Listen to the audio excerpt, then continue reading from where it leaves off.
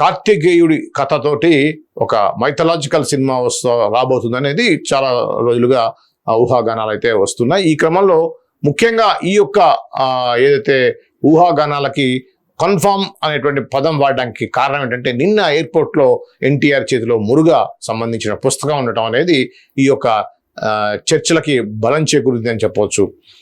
త్రివిక్రమ్ ఎప్పటి నుంచో mythological subject చేయాలనుకోవటం, అదేవిధంగా ఎన్టీఆర్తో సినిమా ఉంది అనుకోవటం, ఇవన్నీ కూడా తోడైనటువంటి విషయం ఏంటంటే ఈ యొక్క చేతిలో ఆయన పుస్తకం ఉండటం. పుస్తకం చదువుతున్నాడు అంటే మురుగా కథ ఎలా ఉంది అనేది చదువుతున్నాడు అనేది యథార్థంగా మైథలాజికల్గా ఏముంది, సినిమా ఏ విధంగా చేయబోతున్నారు అనేటువంటి ఆ డిస్కషన్ అయితే గట్టిగా జరుగుతుందని చెప్పేసి ఈ యొక్క వార్త ద్వారా కూడా మనం కన్ఫర్మ్ చేసుకోవచ్చు.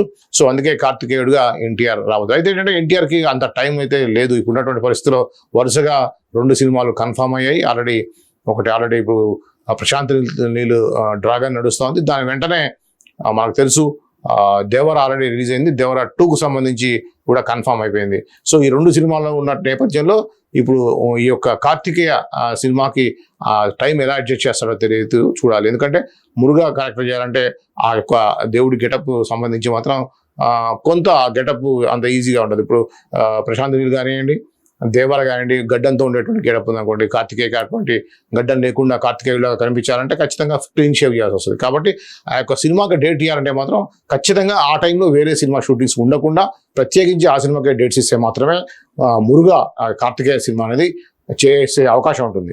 కాబట్టి చెప్పలేం పరిస్థితి ఏంటనేది. మరి దేవరా కొద్దిగా పోస్ట్పోన్ అవుతుందని చెప్పేసి అనుకునే అవకాశం ఉంది. ఎందుకంటే ప్రశాంత్ ఆల్రెడీ స్టార్ట్ అయిపోయింది కాబట్టి ఆ గ్యాప్ ఏమైనా ఉంటే ఆ గ్యాప్లో మురుగా సినిమా చేస్తారనేది చూడాలి మరి.